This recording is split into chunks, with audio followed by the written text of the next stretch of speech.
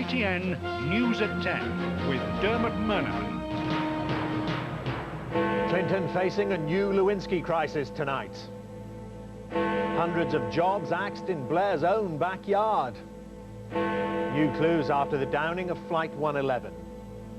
Home nation's countdown to crucial Euro qualifiers. And is this the most realistic war film ever?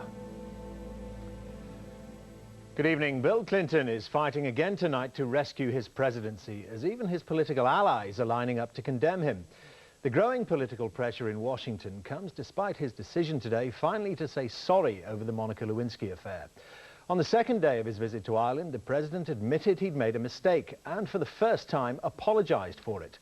But tonight, one of America's most experienced political observers told News at 10 the president's departure from office was now not a matter of if, but when.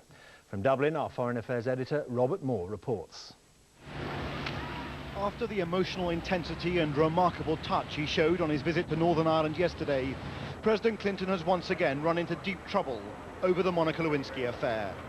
While meeting the Irish Prime Minister Bertie Ahern, he was faced with new questions after key senators in his own party have started lining up against him. And for the very first time, he has used the word sorry.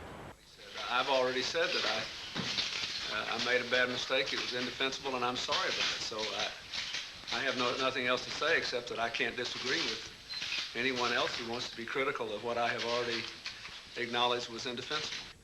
In Washington, as Congress waits nervously for Kenneth Starr's report, which is rumoured to be almost ready for scrutiny on Capitol Hill, key allies of Mr. Clinton's are abandoning him. Men like Senator Lieberman, a friend of the president's and often regarded as the moral conscience of the Democratic Party, now warning that a formal reprimand is the very least the White House can expect. The transgressions the president has admitted to are too consequential for us to walk away and leave the impression for our children today and for our posterity tomorrow that what he acknowledges he did within the White House is acceptable behavior. In the light of such harsh words from allies, the White House is being openly asked now whether the president might choose to step down. I'm not aware of any discussion of resignation with any Democratic leaders, and I don't believe any Democratic leader has discussed this matter with the president.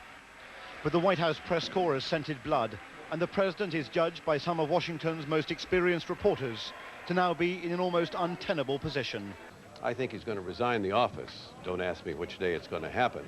But I believe the pressures on him are such now that he cannot stay in the office very much longer.